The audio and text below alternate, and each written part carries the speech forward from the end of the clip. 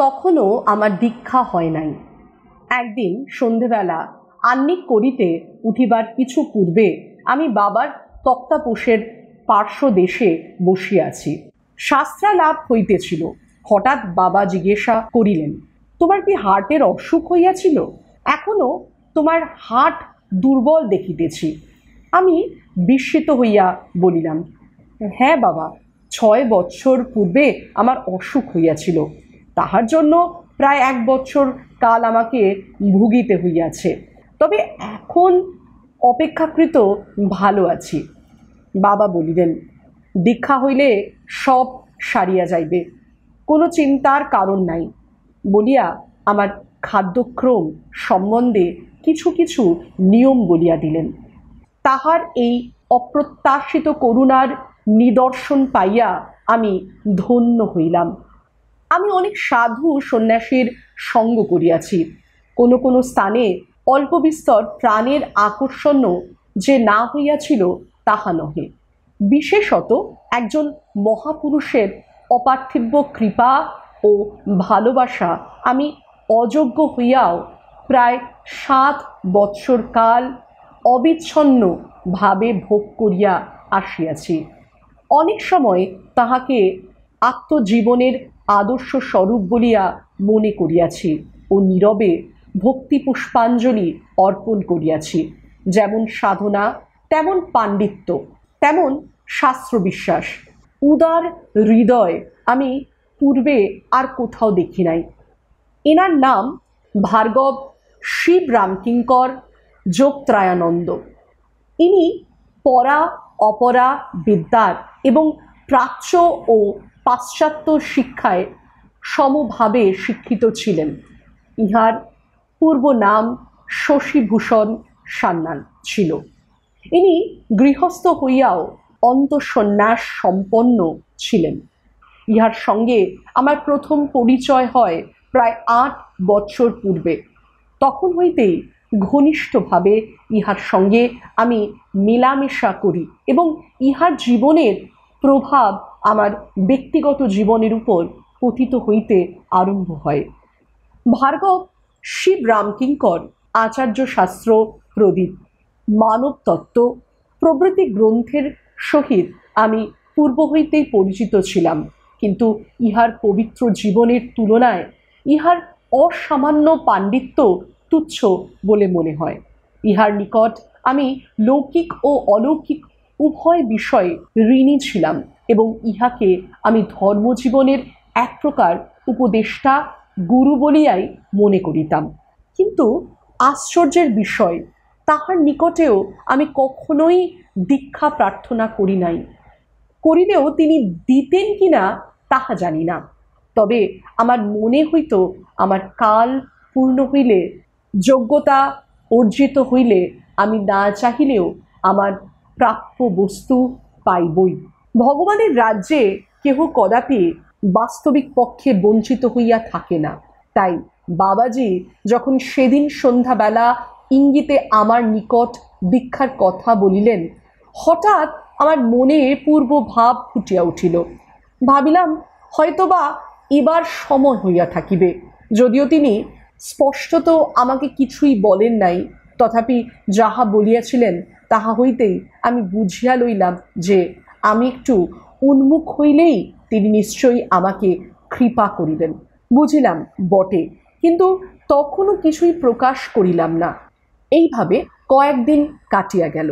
কত উপদেশ শুনিতাম, কত অলৌকিক ব্যাপার মধ্যে মধ্যে প্রত্যক্ষ করিতাম। ক্রমশ ঘনিষ্ঠতা বৃদ্ধি পাইতে লাগিল। একদিন হরিশ্চন্দ্র ঘাটের নিকট দিয়া গঙ্গা তীরে সান্ধ্য ভ্রমণের সময় আমার মনে একটি প্রশ্ন উঠিল। আমি বাবাকে জিজ্ঞাসা করিলাম, বাবা, যোগের পরিচয় কি? যোগ সাধনা করিয়া কি প্রকারে বুঝিতে পারা যায় যে যোগ সম্মুখ সিদ্ধ হইয়াছে? বাহিরের লোকই বা যোগীকে চিনিবে কি করিয়া? শুনিয়া বাবা একটু হাসিয়া বলিলেন, বৎস, সেসব অনেক কথা, পরে বুঝিতে পারিবে। তবে সংক্ষেপে ইহা জানিয়া রাখো যে প্রকৃত যোগী সর্বজ্ঞ ও সর্বশক্তিমান হন, যিনি অসম্ভবকেও সম্ভব করিতে পারেন তিনি যোগী। যোগীর নিকটে কিছুই অসম্ভব থাকিতে পারে না। আমি বলিলাম, এ তো ঈশ্বরের কথা আপনি বলিতেছেন। অসম্ভবকে সম্ভব করা মায়ার ব্যাপার, মায়া ঈশ্বরের শক্তি বিশেষ। বাবা বলিলেন, যোগীও তো তাই। ঈশ্বরত্ব বা ঐশ্বর্যের বিকাশ না হইলে মনুষ্য কদাপি যোগী হইতে পারে না। ঈশ্বরই যোগী, যোগী ঈশ্বর। যোগাভ্যাস না করিলে যোগশাস্ত্রের কোনো রহস্যই সম্মুখ প্রকাশ বুঝিবার উপায় নাই। এই বলিয়া বাবাজি আমাকে একটি ফুল লইতে বলিলেন। আমি নিকটস্থ একটি গোলাপ ফুল হাতে তুলিয়া লইলাম। তিনি ফুলটি আমার হাত হইতে গ্রহণপূর্বক বলিলেন, দেখো এই ফুলটি গোলাপ, কি অন্য কিছু? আমি বলিলাম, উহা গোলাপই বটে। তিনি বলিলেন, তুমি ইহাকে গোলাপ দেখিতেছ, কিন্তু আমি ইহাতে সবই দেখি। সমগ্র ব্রহ্মাণ্ডের মধ্যে কোথাও এমন কিছু নাই যাহা ইহাতে নাই, ইহাতে সবই আছে। এই বলিয়া তিনি ফুলটিকে হাতে লইয়া দক্ষিণ হস্তের অঙ্গুলির সংযোগে টিপিতে লাগিলেন। অল্পক্ষণ পরেই দেখিলাম গোলাপ ফুলটি জবা ফুলে পরিণত হইয়াছে। ফুলটি নাড়াচাড়া করিয়া দেখিলাম অতি সুন্দর জবা ফুলই বটে। এই প্রকার বহু সময় বহু প্রকার পরিবর্তন সংগঠিত করিয়া শাস্ত্রের রহস্য বুঝিয়া দিতেন। একবার একটি ফুটন্ত ফুলকে অস্ফুট করকে পরিণত করিয়া প্রতিলোম পরিণাম বিষয়ক তত্ত্ব ব্যাখ্যা করিয়া বুঝাইয়াছিলেন। 1918 সালের প্রারম্ভ ভাগে আমি দীক্ষা গ্রহণ করি। ইহার পর হইতে বাবাজির লোকাত্তর শক্তি অন্তর্জগতেও অনুভব করিতে আরম্ভ করি। একদিন অনুলোম ও বিলোম পরিণামের কথা উঠিয়াছিল। বাবাজি বলিলেন, দেখো উভয়বিধ পরিণামই সত্য। দুগ্ধ হইতে দধি হয়, দধি হইতে নবনীত ও নবনীত হইতে ঘৃত উৎপন্ন হয়। ঘৃতের মধ্যে দুগ্ধের উপাদান আত্মগোপন করিয়া বর্তমান থাকে, কিন্তু প্রকৃত ধর্মী তিনি ইচ্ছা করিলেই ওই অন্তর্হিত প্রচ্ছন্ন উপাদানকে আশ্রয় করিয়া বিলম্ক্রমে ঘৃত পুনরায় দুগ্ধে এমনকি তৃণরাশিতে পরিণত করিতে পারে।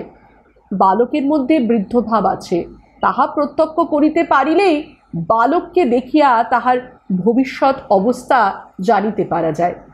তদরূপ বৃদ্ধের মধ্যেও বাল্যভাব নিহিত আছে, তাই বৃদ্ধকে দেখিয়াও তাহার ভূতাবস্থা প্রত্যক্ষ করা যায়। এই বলিয়া একটি প্রস্ফুটিত গোলাপ ফুলকে তিনি অস্ফুটিত করকে পরে সেই করকটিকে মার্শেল নীলের করকে পরিবর্তিত করিয়া 2-3 মিনিটের মধ্যেই ফুটিয়া তুলিলেন। একদিন সন্ধ্যার পরে পুরীধাম আশ্রমে বসিয়াছি। বাবাজি আহ্নিক করিয়া আশ্রমের বারান্দায় বিশ্রাম করিতেছিলেন।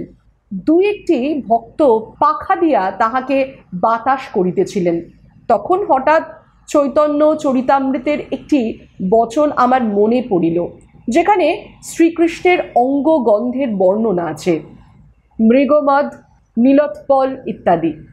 বাবাজিকে জিজ্ঞাসা করিলাম, বাবা, চৈতন্য চরিতামৃত, গোবিন্দ লীলামৃত প্রভৃতি গ্রন্থে কৃষ্ণের যে অঙ্গ গন্ধের বর্ণনা আছে তাহা কি স্নিগ্ধ? তিনি বলিলেন, কি কি দ্রব্যের সংযোগে ওই গন্ধের আভাস পাওয়া যায় বলিয়া লেখা হইয়াছে, একটি একটি করিয়া উল্লেখ করিয়া যাও। আমি গোবিন্দ লীলামৃতের মতানুসারে নীলপদ্ম, কস্তুরী প্রভৃতি দ্রব্যের নাম করিয়া যাইতে লাগিলাম। বাবাজি এক একটি নাম শুনিয়া হস্ত সঞ্চালন করিতে লাগিলেন। যখন সর্বগুলি দ্রব্য উল্লেখিত হইল, তখন হস্তমুষ্টি আমার নিকটে ধরিয়া বলিলেন, শ্রীকৃষ্ণের অঙ্গগন্ধের আঘ্রাণ গ্রহণ করো। যে যে জিনিসের নাম তুমি লইয়াছ, আমি সঙ্গে সঙ্গে সেই সেই উপাদান আকর্ষণ করিয়া লইয়াছি ও সম্মিলিত করিয়া দিয়াছি। দেখো কেমন বোধ হয়। দেখিলাম অপূর্ব দিব্য গন্ধ, জগতের তাহার তুলনা নাই। পরদিন একটি শিশি ভরিয়া ওই অপূর্ব গন্ধ সূর্য রশ্মি দ্বারা তৈয়ার করিয়া দিয়াছিলেন। আমি জিজ্ঞাসা করিলাম, বাবা, এতগুলি ভিন্ন প্রকারের পদার্থ শুধু নাম শুনিবা মাত্র আপনি কি প্রকারে আকর্ষণ করিয়া লইলেন? তিনি বলিলেন, তাতে আর কষ্ট কি? যদি নিজের আকর্ষণ করিবার ক্ষমতা থাকে ও উপাদানের জ্ঞান থাকে, তাহা হইলে আর কঠিন কিছুই নাই। যত দূর পর্যন্ত সূর্য রশ্মি বিস্তার আছে, তত দূর যাহা কিছু থাকুক টানিয়া আনা যায়। বৃহৎ বৃহৎ স্থূল বস্তুও পর্যন্ত বহু দূর দেশ হইতে অল্প সময়ের মধ্যে আনিয়া উপস্থিত করা যায়। ইহাতে আশ্চর্য হইবার কিছুই নাই। যখন শিখিবে তখন বুঝিতে পারিবে যে একটি ব্রহ্মাণ্ড রচনা করাও কিছু অসম্ভব ব্যাপার নহে। বাস্তবিক পক্ষে কোনো জিনিসেরই বিনাশ হয় না। এই জন্যই লোকান্তরে এমনকি ব্রহ্মলোকে গমন করিলেও ক্ষমতাশালী বিজ্ঞানবিদ তাহাকে আকর্ষণ করিয়া আনিতে পারেন। সূর্য বিজ্ঞান আয়ত্ত হইলে চন্দ্র বিজ্ঞানাদি যাবতীয় বিজ্ঞান সহজেই বোধগম্য হয়। দক্ষিণ হস্ত ও বাম হস্তের বিরুদ্ধে তড়িৎ শক্তির সৃষ্টি হইতে পারে। সৌরবিজ্ঞান শিখিলে এ সকল বিশেষভাবে পৃথক করিয়া শিখিবার প্রয়োজন হয় না।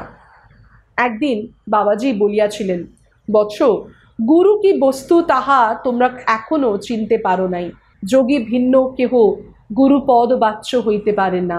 শিষ্যের ঐচ্ছিক ও পারিত্রিক সকল প্রকার কল্যাণের ভার গুরু স্বহস্তে গ্রহণ করেন। আমি সর্বদাই তোমাদের প্রত্যেকের নিকটে রহিয়াছি। তোমরা ক্রিয়াতে উন্নত হইলে তাহা প্রত্যক্ষ বুঝিতে পারিবে। গত 1928 সালে জুন মাসে কলকাতায় বাবাজি রূপনারায়ণ নন্দন লেনে অবস্থানকালে আমি সেখানে গিয়াছিলাম। একদিন সকালবেলায় প্রাতঃভ্রমণের পরে যোগতত্ত্ব সম্বন্ধে আলোচনা হইতেছিল। বাবা বলিতেছিলেন, কুণ্ডলিনী জাগিলেই একটি তেজময় জিনিস প্রকাশিত হয়। নাভিকুণ্ড হইতে নিম্ন পর্যন্ত কুণ্ডলিনী সুপ্তা অবস্থায় ছড়াইয়া আছে। সেই তেজ মধ্যে 4টি স্তর বেশ বুঝতে পারা যায়। ইহার 3টি ইরাদি 3 নারীর 3 বর্ণ হইতে ও 4টি সমষ্টি বর্ণ হতে উদ্ভূত। সাধন বলে এই 4টি উঠিতে থাকে। ইহার প্রতিবিম্ব তথায় বর্তমান থাকে। ঊর্ধ্ব স্তরে ইরা ও পিঙ্গলা নিস্তেজ থাকে বলিয়া উভয়ের সাম্যজনিত সুষন্মা উজ্জ্বলভাবে প্রকাশমান থাকে। ইহার ঊর্ধ্বস্তরে একটি বর্ণ থাকে। মোট 6টি বর্ণ তখন ফুটিয়া ওঠে। এক প্রকারে ক্রমশ বিকাশ হইতে থাকে। আজ্ঞাচক্রে শুধু 2টি বর্ণ। পঞ্চচক্রের 48টি বর্ণ একাকার হইয়া গেলে তাহার সারাংশ এক হইয়া ঊর্ধ্বে যায়, সেখানকার আবরণ সরাইয়া ফেলে। ইহাই জ্ঞান চক্ষু। তখন উপরে হইতেও একটি তেজও নামিয়া আসে।